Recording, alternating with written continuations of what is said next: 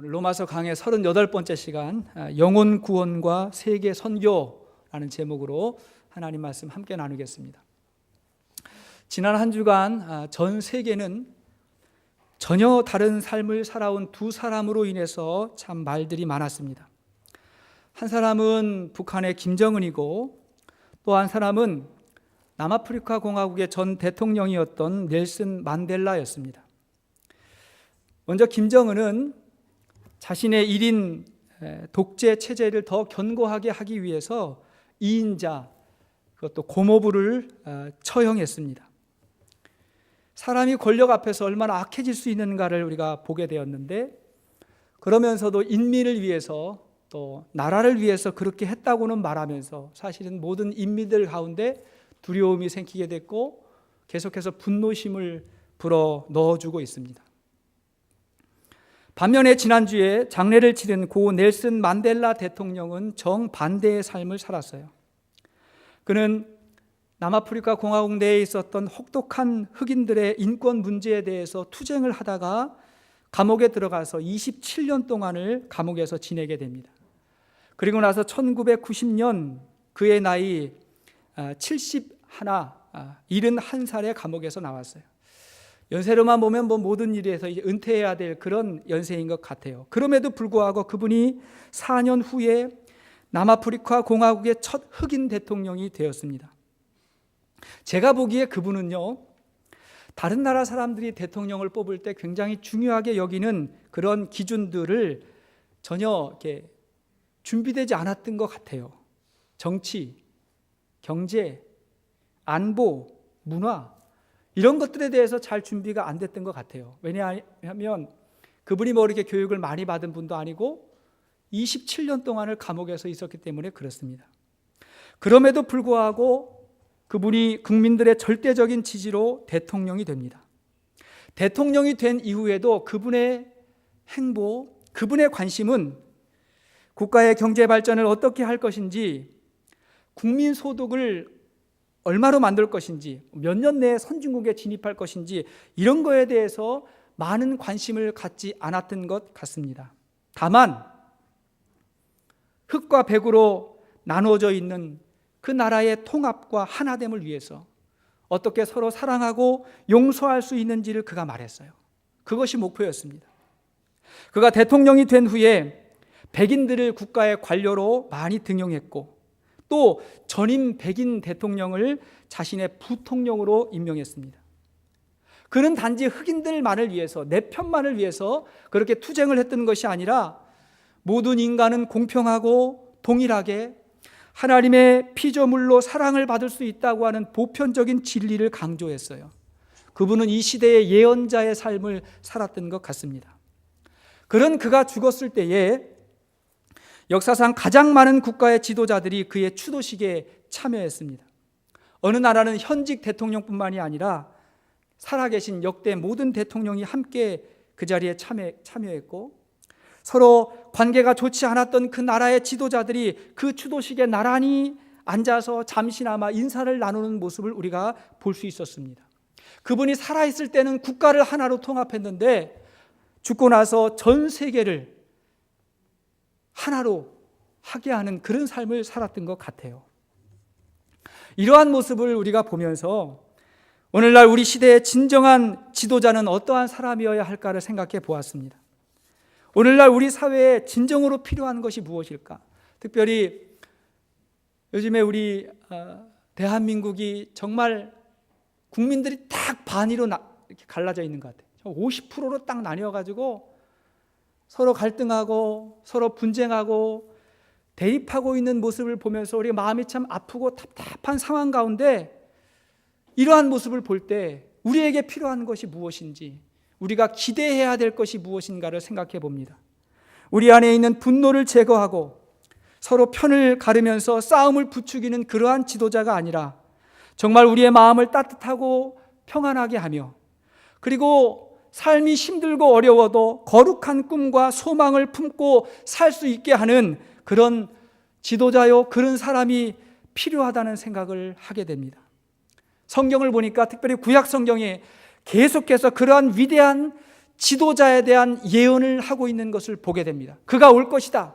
그가 올 것이다. 자, 스가랴 9장 9절 이하의 말씀을 같이 보시겠습니다. 시작. 시온에 따라 크게 기뻐할지어다. 예루살렘에 따라 즐거이 부를지어다. 보라, 내 왕이 내게 임하시나니 그는 공의로우시며 구원을 베푸시며 겸손하여서 나귀를 타시나니 나귀의 작은 것 곧 나귀 새끼니라.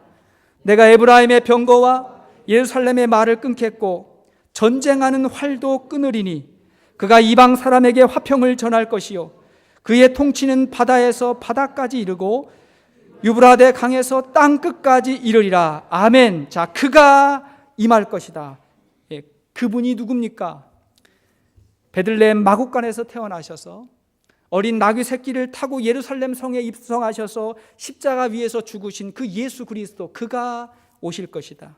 그리고 그분의 죽으심으로 말미암아 우리가 예수 안에서 모든 교회와 전 세계가 하나됨을 믿습니다.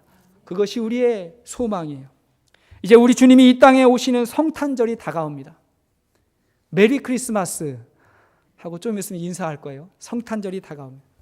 그분은 사랑의 왕이시고 평화의 왕이십니다. 서로 막힌 담을 허시고 미움과 증오를 용서와 사랑으로 바꾸시는 분이십니다. 그분은 자신을 비난하고 자신을 조롱하는 그 사람들에게 오히려 자신의 몸을 내주셔서 십자가 위에 달리셨습니다.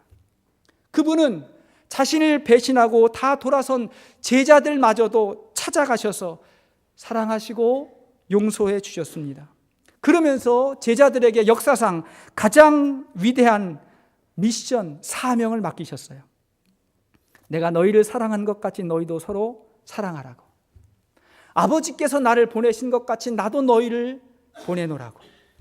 너희는 가서 모든 민족을 제자로 삼아 아버지와 아들과 성령의 이름으로 세례를 주고 내가 분부한 모든 것을 가르쳐 지키게 하라고 그렇게 말씀하셨어요. 자, 이 믿음, 이 사명을 가지고 살아가는 사람이 그리스도인인 것입니다. 할렐루야. 우리는 이 사명을 간직한 사람이에요. 이 믿음이 우리에게 있어요. 그런 믿음을 간직한 공동체가 바로 교회인 것입니다. 사도 바울이 바로 그러한 미션을 받았어요. 그는 북한의 김정은만큼은 아닐지라도 잘못된 종교관을 가지고 예수 믿는 사람들을 핍박하고 박해하고 죽이는 그러한 삶을 살았어요. 그러던 그의 인생에 예수님이 찾아오셨어요.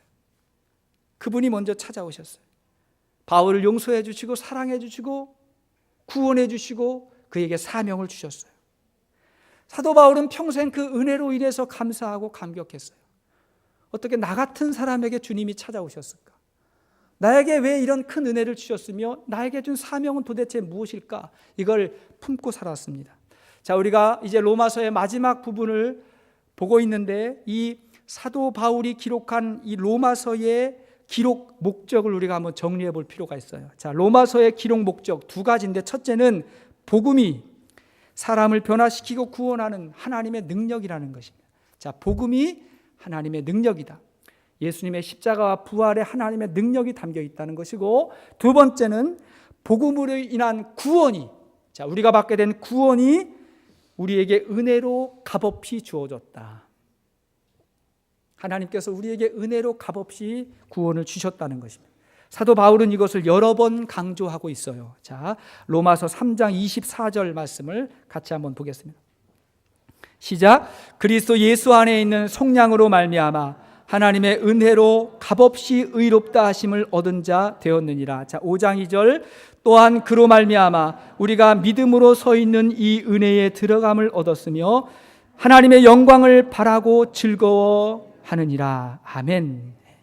사실은 저와 여러분들도 이 은혜로 구원을 받은 것입니다. 우리가 구원받았다고 한다면 이 은혜에 대한 감격과 감사가 있어야 됩니다. 그리고 그 감사가 오늘 이 예배 시간을 통해서 하나님께 올려져야 되는 줄로 믿습니다. 우리에게 그러한 은혜가 있다면 우리 삶의 많은 부분이 변화될 거예요. 많은 부분이. 자, 어떤 변화가 있냐? 첫째, 은혜를 나누는 축복하는 사람이 됩니다. 받은 은혜를 나누는 축복하는 사람이 돼요. 여기서 축복이라고 하는 말은 그 사람을 인정해주고 격려해주는 거예요. 여러분, 축복이 다른 게 아니에요. 인정해주고 격려해주는 거. 기회 있을 때마다 인정해주고 격려해주는 거, 그게 축복입니다. 자, 본문 14절과 15절 말씀 보십시오. 14절 15절 시작. 내 형제들아, 너희가 스스로 선함이 가득하고 모든 지식이 차서 능히 서로 권하는 자임을 나도 확신하노라. 그러나 내가 너희로 다시 생각나게 하려고 하나님께서 내게 주신 은혜로 말미암아 더욱 담대히 대략 너희에게 썼노니.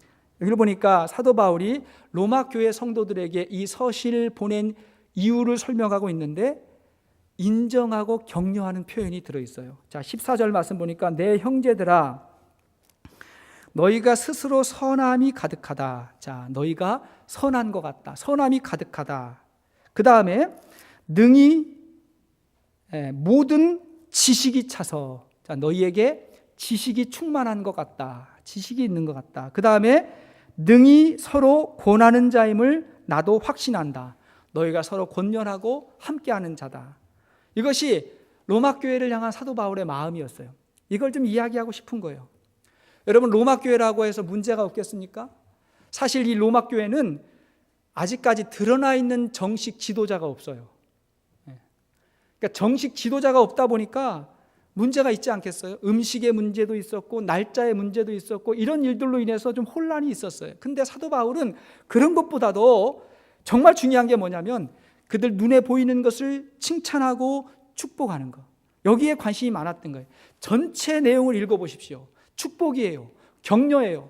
받은 은혜를 나누는 거예요. 자, 왜 그럴 수 있느냐? 15절 말씀 보십시오. 15절 시작. 그러나 내가 너희로 다시 생각나게 하려고 하나님께서 내게 주신 은혜로 말미암아 더욱 담대히 대략 너희에게 썼노니. 자, 여기 보니까 무엇으로 말미암아? 은혜로 말미암아 이렇게 너희에게 격려한다. 권면한다는 것입니다. 다른 어떤 것보다도 내가 받은 은혜를 나누고 싶다. 그걸 나누고 싶은 거예요. 여러분, 은혜가 무엇입니까? 받을 자격이 없는 사람에게 주어지는 하나님의 놀라운 선물, 그 은혜잖아요. 자격이 없는데. 사도 바울 늘 생각했어요. 나는 죄인이고 나는 자랑할 것도 없고 그럴 만한 자격이 전혀 되지 않는데 하나님 편에서 일방적으로 나에게 다가오셔서 나에게 은혜를 베풀어 주시고 구원 주신 그 은혜가 너무 감사해서 기회가 있을 때마다 이걸 나누고 싶은 거예요. 은혜를 나누고 은혜를 이야기하고 그걸 표현하고 싶은 거예요. 근데 그 사람에게 표현할 때는 내 안에 있는 은혜가 뭘로 표현이 되냐? 그게 인정과 격려와 감사로 표현이 되는 거예요. 여러분, 은혜를 받으면 서로 나눠야 됩니다. 따라합시다. 은혜를 나눕시다. 옆에 계신 분한테 한번 이야기하십시다. 은혜를 나눕시다. 시작. 은혜를 나눕시다. 예, 은혜를 받으셨으면 나누셔야 돼요. 자, 은혜를 나누면 더 커지지만 그러나 그렇게 하지 않으면 오히려 교만해질 수 있어요. 여러분, 은혜 받고 교만에 빠진 사람 보셨어요? 저는 봤어요. 은혜를 나눠야 돼요. 그래야 겸손해집니다. 이렇게 은혜를 나누는 사람은 그것이 밖으로 흘러넘칠 때 나쁜 말보다는 좋은 말을 하게 되고 불평보다는 감사의 말을 하게 되는 거예요. 그 마음으로 사람들을 인정해주고 격려하고 축복하는 사람이 됩니다. 은혜 받은 사람이에요. 은혜 받은 사람. 자, 그렇게 은혜 속에서 살아가는 사람에게 나타나는 두 번째 현상은 뭐냐면 예수님의 일꾼이 되는 것입니다. 예수님의 일꾼이 돼요. 우리는 이미 사람이 자신을 위해서 살지 않고 주님을 위해서 사는 것이 얼마나 큰 복이라는 사실을 깨닫게 되었어요. 근데 누가 그렇게 할 수 있냐? 사람이 자기를 위해 살지 않고 주를 위해 살 수 있는 사람이 어떤 사람입니까? 은혜를 깨달은 사람이에요. 자, 16절 말씀을 보십시오. 중요한 표현들이 많이 나오는데, 자, 16절 시작. 이 은혜는 곧 나로 이방인을 위하여 그리스도 예수의 일꾼이 되어 하나님의 복음의 제사장 직분을 하게 하사 이방인을 제물로 드리는 것이 성령 안에서 거룩하게 되어 받으실 만하게 하려 하심이라. 자, 보십시오. 이 은혜는 곧 나로 이방인을 위하여 그리스도 예수의 일꾼이 되어. 자, 이 은혜 때문에 뭐가 됐다고요?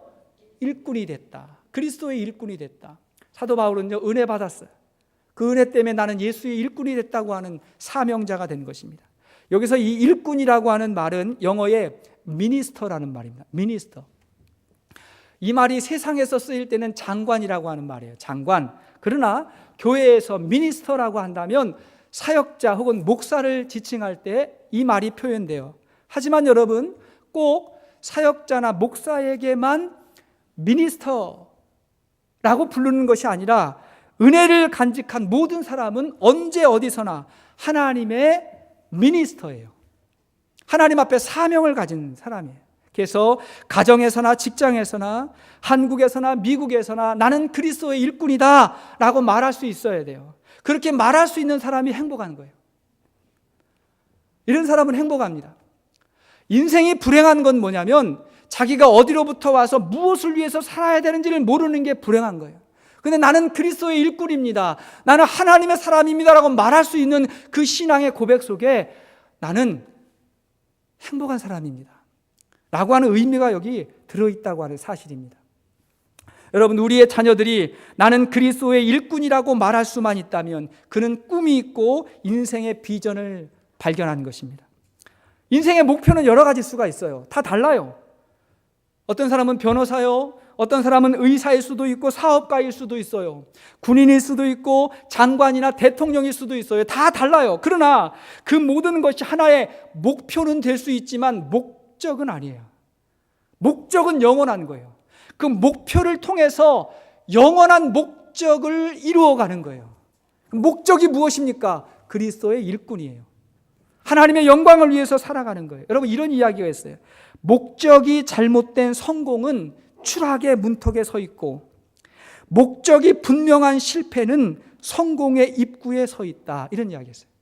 목적이 분명하면 성공하는 순간 추락해 간다는 것입니다. 분명하지 않으면.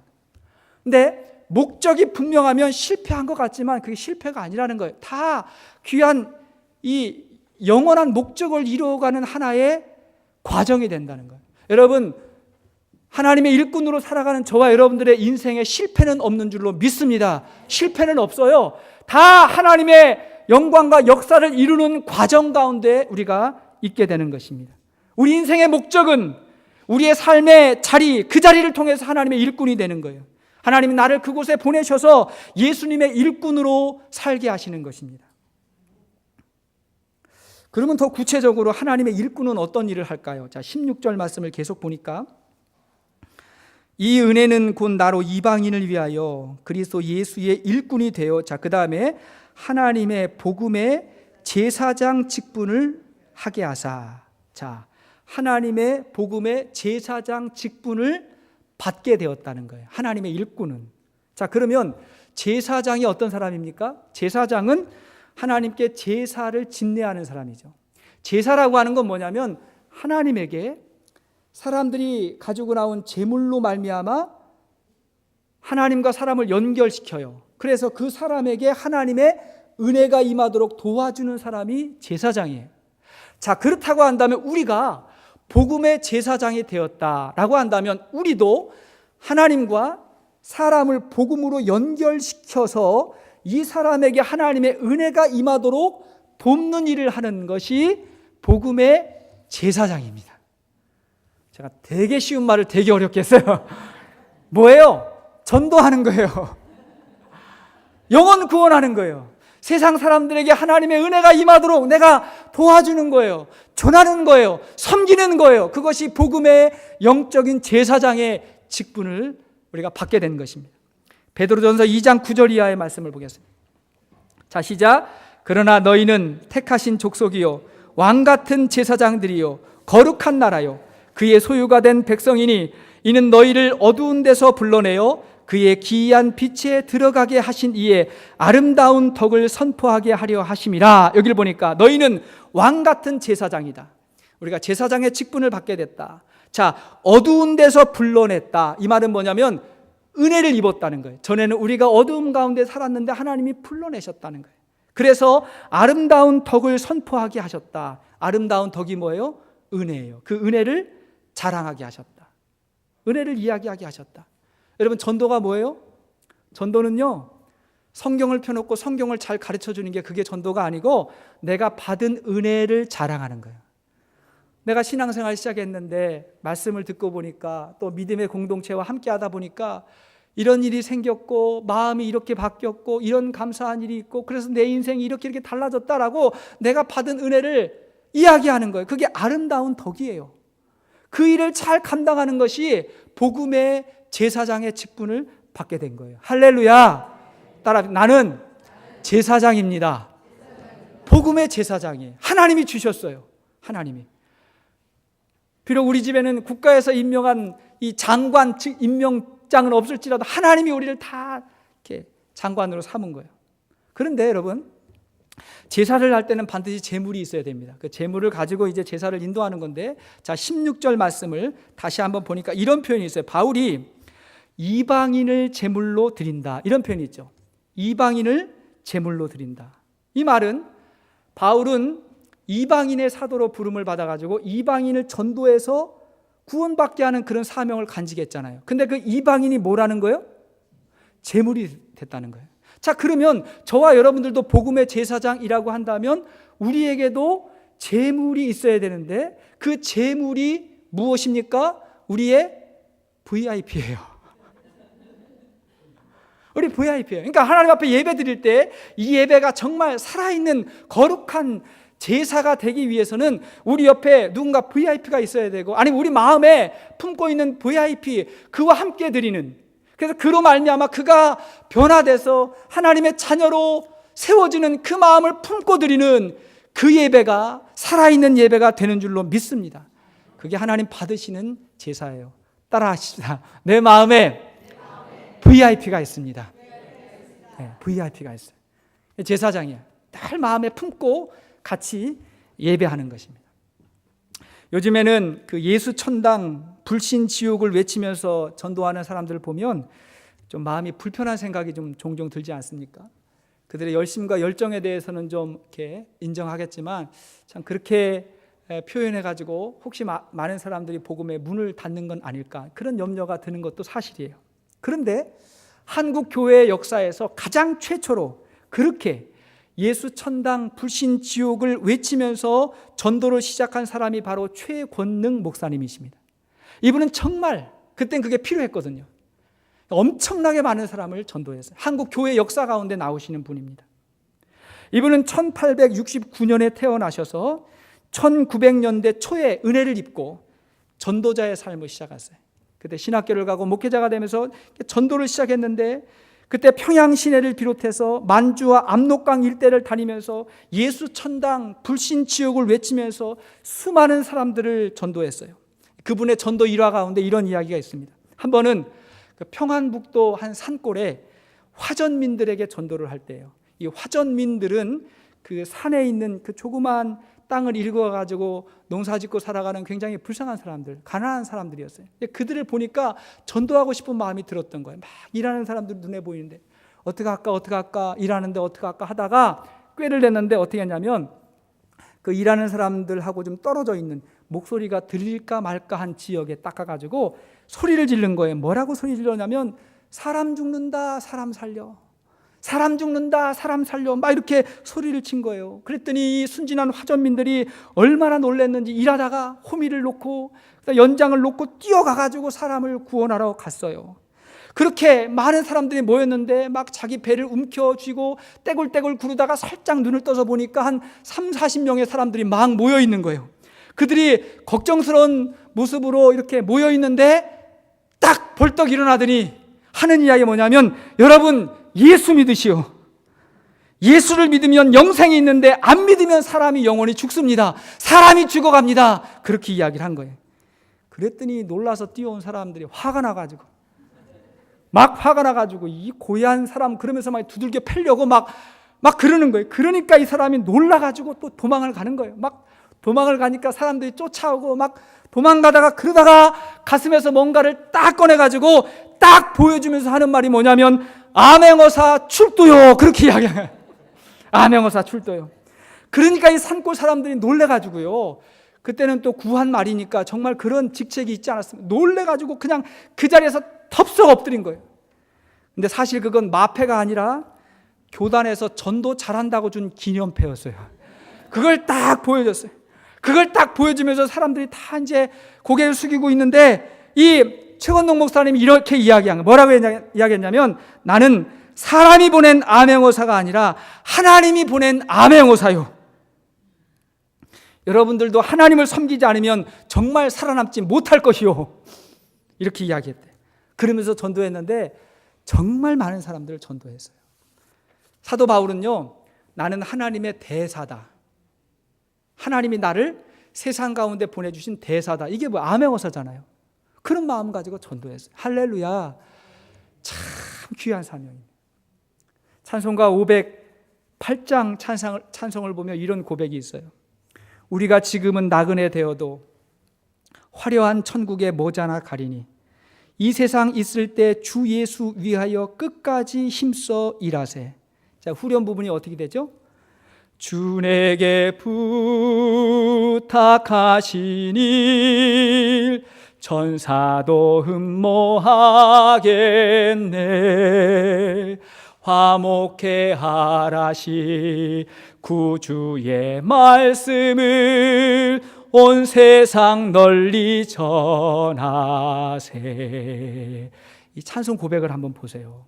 우리가 지금은 나그네지만 머지않아 천국에 간다는 거예요. 할렐루야. 그래 안 그래?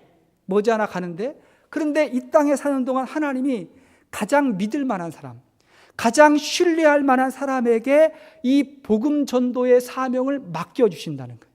이거는 천사들에게도 그런 권한이 없다는 거예요. 천사도 부러워하는 그 사명을, 천하보다 귀한 사명을 우리에게 주셔서 그게 너무 감사해서 이 찬양의 고백을 드리는 것입니다. 아무에게나 맡기는 게 아니에요. 그래서 나에게 맡기지 않았다, 그게 아니라 나에게 이 사명을 맡겨주셨구나 하고 은혜 입은 자들은 감사하게 되는 것입니다. 사도 바울은 일평생 이것 때문에 감사했어요. 죄인 중에 괴수와도 같은 자신을 하나님이 사용하신 것이 너무 감사해가지고 디모데전서 1장 12절 말씀에 이렇게 이야기합니다. 같이 한번 읽겠습니다. 시작. 나를 능하게 하신 그리스도 예수 우리 주께 내가 감사함은 나를 충성되이 여겨 내게 직분을 맡기심이니 아멘. 자, 뭐 때문에 감사했다고요? 나를 충성되이 여겨서 직분 주셨다. 하나님께서 여러분들에게 직분을 주셨다면 감사하시고, 또 2014년에 새로운 직분을 하나님께서 허락하시면 하나님이 나를 충성되이 여겨서 주셨다라고 생각하시고 감사할 수 있기를 바랍니다. 전도하고자 하는 마음, 뜨거운 열정이 있다면 하나님이 주셨다라고 생각하고 감사할 수 있기를 바랍니다. 하나님이 나를 신뢰하고 계시구나. 자, 그러면 그런 사명을 갖고 살아갈 때 하나님이 함께 해주시고 도와주시지 않을까요? 하나님이 그 사람과 함께 하시지 않을까요? 함께 하십니다. 자, 18절 19절 말씀 보십시오. 18절 19절 시작.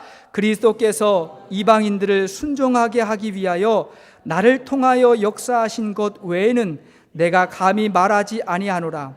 그 일은 말과 행위로 표적과 기사의 능력으로 성령의 능력으로 이루어졌으며, 자, 여기를 보니까 18절 보세요.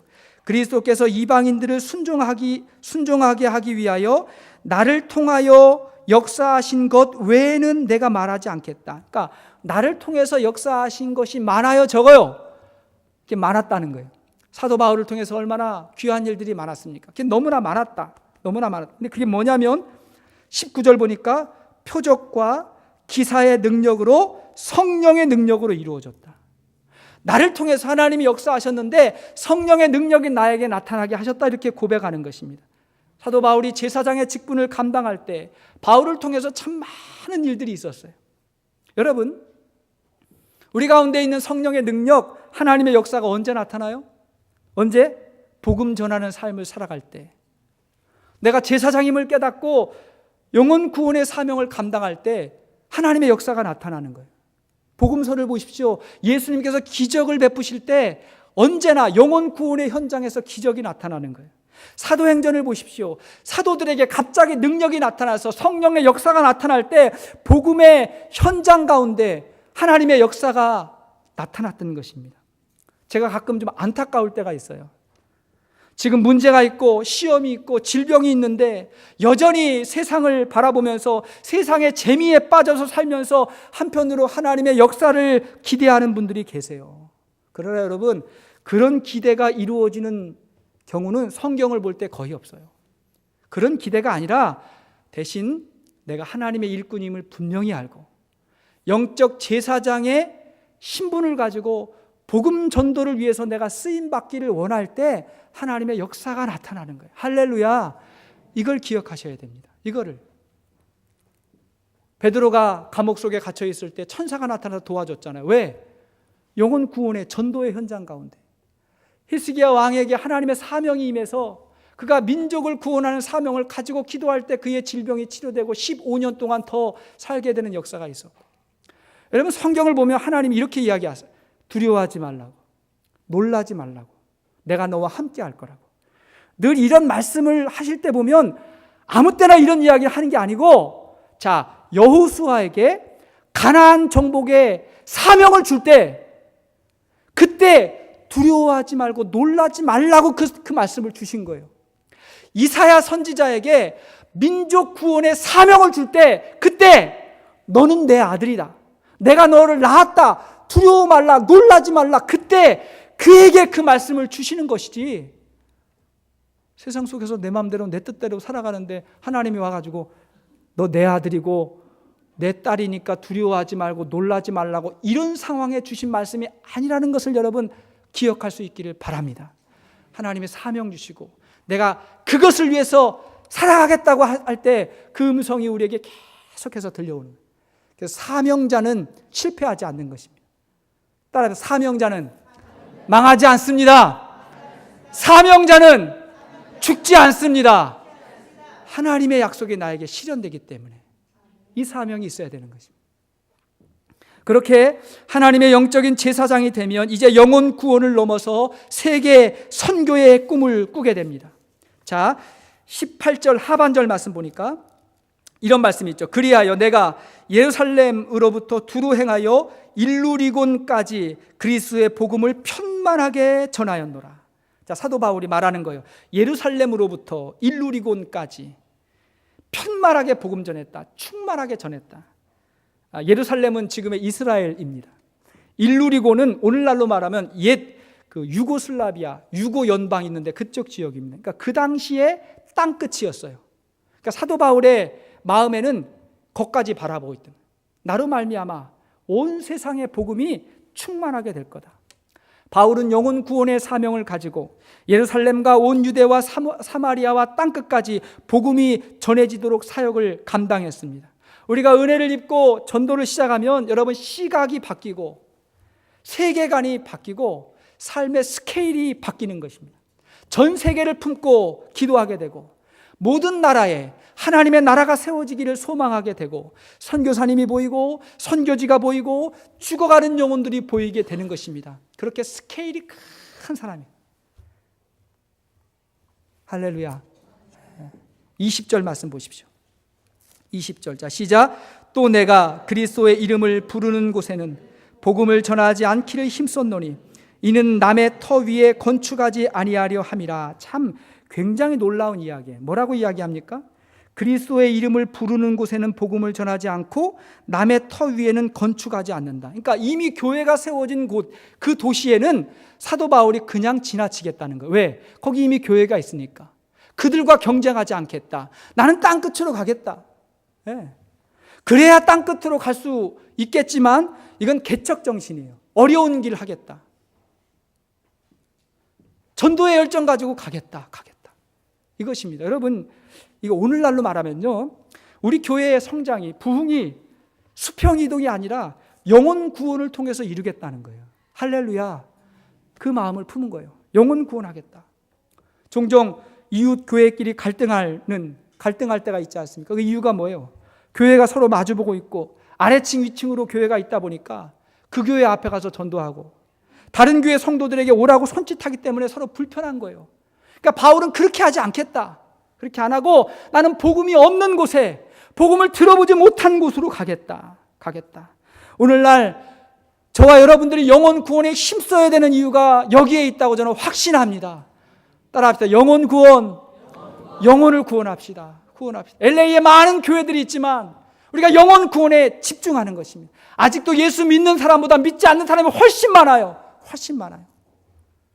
그들에게 집중하겠다. 그러면 오늘날 교회가 건강해지고 다시 회복될 수 있을 것입니다. 최건능 목사님이 전도했던 그 시기하고 거의 비슷한 시기에 영국에서 비슷한 전도자가 있었습니다. 놀라운 전도자가 있었어요. 그 당시에 영국 교회는 유명한 사람들 그리고 부유한 사람들만의 사교장이 돼버렸어요. 그때 영국 교회가 크게 부흥했거든요. 근데 그분이 보니까 정말 복음이 필요한 사람들, 배움이 없는 사람은 복음을 들을 수도 없고 배움을 가질 수도 없고 그런 상황이 되었던 거예요. 이제 그분이 하나님의 비전을 가지고 소외 계층의 사람들을 구원해서 가르쳐 보겠다고 하는 일념으로 전도를 시작합니다.